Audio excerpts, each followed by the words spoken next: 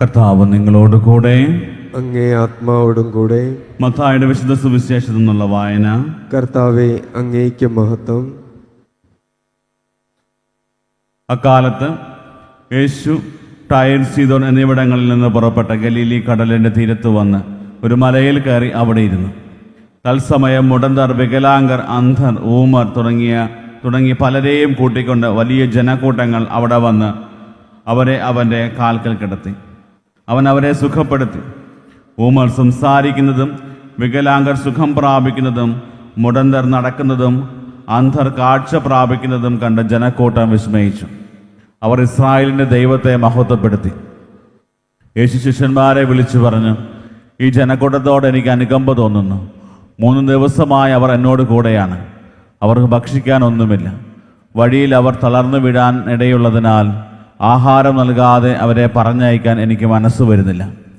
ശിഷ്യന്മാർ ചോദിച്ചു, ഇത്ര വലിയ ജനക്കൂട്ടത്തെ തൃപ്തിപ്പെടുത്താൻ വേണ്ടത്ര അപ്പം ഈ മരുഭൂമിയിൽ എവിടെ നിന്ന് കിട്ടും?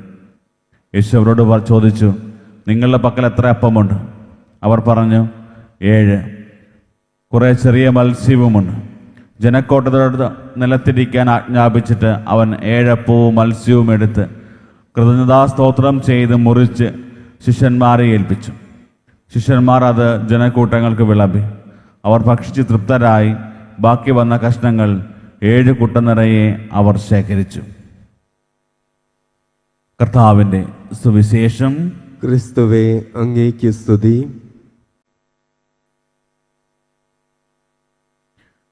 വിശ്വമിശിഹായിൽ ഏറ്റവും അധികം സ്നേഹിക്കപ്പെടുന്ന പ്രിയ മാതാപിതാക്കളെ, സഹോദരി സഹോദരങ്ങളെ, നമ്മൾ വായിച്ചു കേട്ട 2 വചനഭാഗങ്ങളും നമ്മളെ പറഞ്ഞ് മനസ്സിലാക്കി തരുന്നൊരു വലിയ കാര്യം. അതായത് ദൈവം മനുഷ്യവംശത്തിന് വേണ്ടി ഒരുക്കി വച്ചിരിക്കുന്ന ഒരു വലിയ വിരുന്ന്. യെശയ്യാ പ്രവാചകന്റെ പുസ്തകം 25-ാം അധ്യായത്തിൽ നമ്മൾ കാണാം, ദൈവം മക്കൾക്ക് വേണ്ടി, സകല ജനതകൾക്കും വേണ്ടി ഒരു വലിയ വിരുന്ന് ഒരുക്കി വെക്കും. ഈ വിരുന്നിൻ്റെ പ്രത്യേകത, അവിടെ എല്ലാം സമൃദ്ധമായിട്ടുണ്ട്. ഈ ഒരു വിരുന്നിലൂടെ ദൈവം എന്താണ് പ്രതീക്ഷിക്കുന്നത്? അതായത് ഇത്രമാത്രം വേദനയിലും കഷ്ടതയിലും നൊമ്പരങ്ങളിലൂടെയും കടന്നു പോകുന്ന ജനതയ്ക്ക് ഒരു വലിയ പ്രത്യാശയുടെ ഒരു വലിയ വിരുന്നാണ് ദൈവം ഒരുക്കുന്നത്. വീണ്ടും ഇത് നമ്മൾ മനസ്സിരുത്തി വായിക്കുമ്പോൾ ക്രിസ്തുവിനെ കുറിച്ചുള്ള ഒരു വലിയ പ്രവചനം തന്നെയാണ്. ക്രിസ്തുവിൻ്റെ ആഗമനത്തിന് വേണ്ടി ഒരുങ്ങിക്കൊണ്ടിരിക്കുന്ന ഈ ജനതയെ പ്രത്യാശയിലേക്ക് നയിക്കുന്ന ദൈവത്തിൻ്റെ ഒരു വലിയ അരുളപ്പാടായിരുന്നു.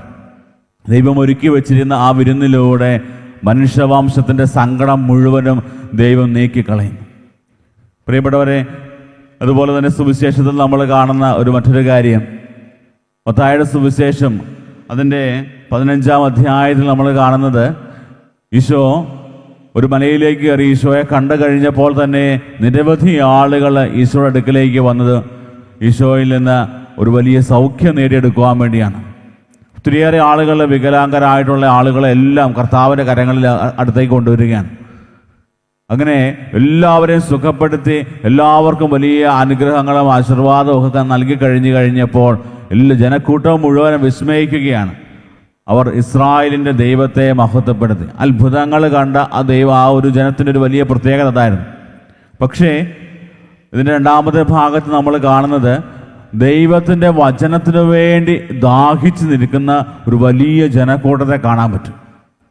ഈശോയുടെ കൂടെ അവർ 3 ദിവസം ഈശോയുടെ കൂടെ വസിച്ചു. ഈശോയുടെ വചനം കേൾക്കാനും ഈശോ പറയുന്ന കാര്യങ്ങൾ മനസ്സിലാക്കാനും ഈശോയുടെ വലിയ ആ സൗഹൃദവും സന്തോഷവും ഒക്കെ പങ്കുചേരുവാനൊക്കെ ആയിട്ട് ഈശോയുടെ കൂടെ നടന്ന വ്യക്തികളാണ് ഈശോയുടെ പ്രബോധനങ്ങൾ. ഒരു വലിയ ജനക്കൂട്ടം, അവരുടെ എല്ലാം അവർ എത്രമാത്രം ദൈവത്തിൻ്റെ വചനത്തിന് വേണ്ടി ദാഹിക്കുന്നുണ്ടായിരുന്നു, വിശക്കുന്നുണ്ടായിരുന്നു എന്നുള്ളതാണ്.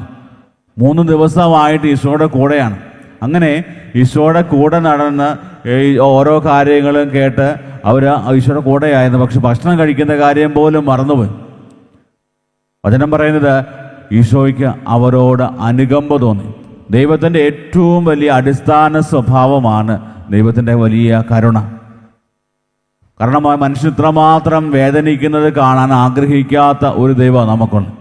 സങ്കടങ്ങളും സഹനങ്ങളും ഒക്കെ ഉണ്ട്. പക്ഷേ മനുഷ്യനിങ്ങനെ നൊമ്പരപ്പെട്ട് ആകുലപ്പെട്ട് കഴിയുമ്പോൾ അവൻ്റെ കണ്ണീരൊപ്പാനായിട്ട് കടന്നു വരുന്നവനാണ് നമ്മുടെ ദൈവം. ആ ഒരു വലിയ ബോധ്യത്തോടെ ഇത്രമാത്രം ജനത്തിൻ്റെ ആ ഒരു വേദനയും വിഷമവും നൊമ്പരവും എല്ലാം കണ്ടിട്ട് ഈശോ അവരോട് അനുകമ്പ തോന്നി ഈശോ പറയുകയാണ്, അവർക്ക് ഭക്ഷിക്കാൻ എന്തെങ്കിലും കൊടുക്കും. ജീവൻ്റെ വചനം കേട്ട് അവർ സംതൃപ്തരായി. പക്ഷേ ഈ ഭൗതിക ജീവിതത്തിൽ അവർക്ക് ഭക്ഷണം കൂടെ ആവശ്യമാണ് മുന്നോട്ട് പോകാൻ. നമ്മുടെ ഭൗതിക ആവശ്യങ്ങൾ മനസ്സിലാക്കി നമ്മളെ അനുഗ്രഹിക്കുന്ന ദൈവമാണ് എന്നുള്ള കാര്യം വചനം പഠിപ്പിക്കുകയാണ്. അവിടെ നമ്മൾ കാണുന്ന കാര്യം, ഈശോ അവരെ പറഞ്ഞു വിടാനായി അല്ലെങ്കിൽ ഇവർക്ക് എങ്ങനെ ഭക്ഷണം കൊടുക്കുമെന്ന് ആലോചിച്ചുകൊണ്ട് വിഷമിക്കുന്ന ഒരു ഈശോയെ നമ്മൾ കാണുന്നത്. ശിഷ്യന്മാർ പറയുന്നുണ്ട്, ഇവർക്കുള്ള ഭക്ഷണം നമുക്ക് എവിടെ നിന്ന് ഒപ്പിക്കാൻ പറ്റും, കാരണം മരുഭൂമിയാണ്, ഒന്നും കിട്ടത്തില്ല.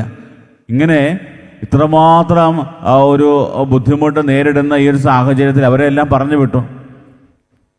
പലപ്പോഴും നമ്മുടെയൊക്കെ ജീവിതത്തിൽ നമുക്ക് അപ്രാപ്യമെന്ന് തോന്നുന്ന പല കാര്യങ്ങൾ, നമുക്ക് നമ്മുടെ ജീവിതം നടക്കത്തില്ല, നമ്മുടെ കഴിവുകൾ കൊണ്ട് നടക്കത്തില്ല എന്ന് കരുതുന്ന പല കാര്യങ്ങളും ദൈവത്തിന് സാധ്യമാണെന്ന് ഈശോ തെളിയിക്കുകയാണ്. ഈശോ ചോദിക്കുന്നുണ്ട്, നിങ്ങളുടെ കയ്യിൽ എന്തെങ്കിലും ഉണ്ടോ? ഏഴപ്പവും കുറച്ച് മീനുകൾ മാത്രമേ ഉള്ളായിരുന്നു. പ്രിയപ്പെട്ടവരെ, ഈ അപ്പം വർദ്ധിപ്പിക്കുന്ന ഈ ഒരു അത്ഭുതത്തിലൂടെ ഈശോ പറഞ്ഞു വയ്ക്കുന്ന കാര്യം, നിങ്ങളുടെ കയ്യിലുള്ളത് എൻ്റെ കരങ്ങളിലേക്ക് തരിക, ഞാൻ അതിനെ വർദ്ധിപ്പിച്ചു തരാം. നിങ്ങളുടെ കയ്യിൽ 7 അപ്പമുണ്ടോ, അതിനെ 70,000 പേർക്കുള്ള ആക്കി തരാനായിട്ട് എനിക്ക് പറ്റും. ഈശോയുടെ ഒരു വലിയ കഴിവാണ്. പ്രിയപ്പെട്ടവരെ, ഇന്ന് നമ്മുടെ ജീവിതത്തെ നമ്മൾ ഈ വചന വെളിച്ചത്തിൽ നമ്മൾ ധ്യാനിക്കുമ്പോൾ ഇന്ന് ഒത്തിരിയേറെ നമ്മളൊക്കെ അനുഭവപ്പെടുന്നൊരു കാര്യം എന്ന് പറഞ്ഞാൽ, കർത്താവിൻ്റെ കരങ്ങളിലേക്ക് നമ്മുടെ ജീവിതത്തെ കൊടുക്കാനായിട്ട് പലപ്പോഴും നമുക്കൊരു വലിയ ബുദ്ധിമുട്ടാണ്.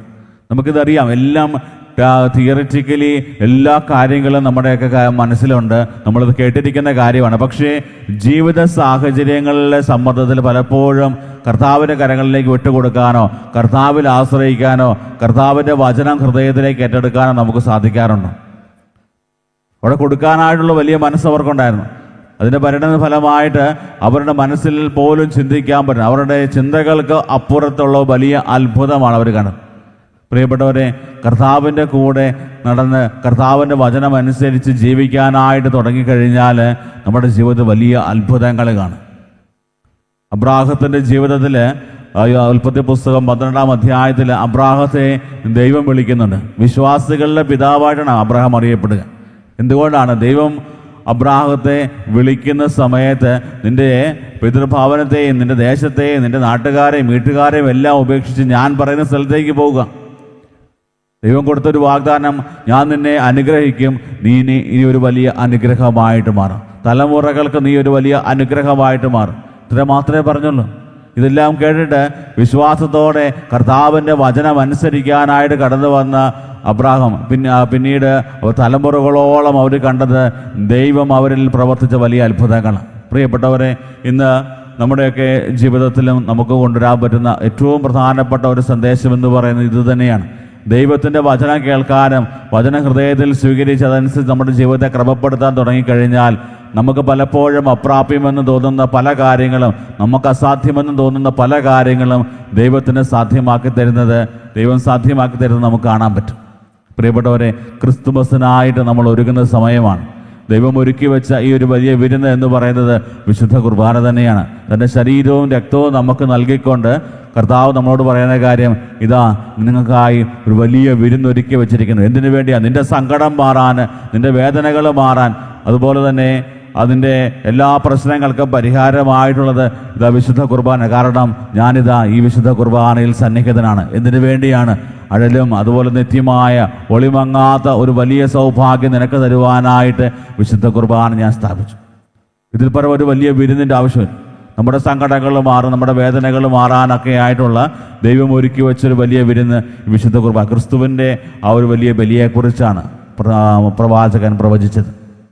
പ്രിയപ്പെട്ടവരെ, ആ ഒരു വലിയ ബോധ്യത്തോടെ ഓരോ വിശുദ്ധ കുർബാനയിൽ നമ്മൾ പങ്കെടുക്കുമ്പോഴും നമുക്കും പ്രാർത്ഥിക്കാൻ, കർത്താവേ, നീ ഒരുക്കി വെച്ച ഈ ഒരു ബലിയിൽ ഏറ്റവും വിശുദ്ധിയോടെ സ്നേഹത്തോടെ പങ്കുചേരുവാൻ ഞങ്ങളെ ഓരോരുത്തരെയും അനുവദിക്കണമെന്ന് പ്രാർത്ഥിക്കാം. ക്രിസ്തുമസിനായിട്ട് നമ്മൾ ഒരുങ്ങുമ്പോൾ ക്രിസ്തുവിന് വേണ്ടിയുള്ള കാത്തിരിപ്പാണ്. ക്രിസ്തുവിനെ നമ്മുടെ ഹൃദയത്തിൽ സ്വീകരിക്കാനായിട്ടുള്ള വലിയ കൃപ ലഭിക്കുവാനായിട്ട് ആഗ്രഹിച്ച് പ്രാർത്ഥിക്കാം. ദൈവം നമ്മളെ സമൃദ്ധമായി അനുഗ്രഹിക്കട്ടെ. ആമേൻ.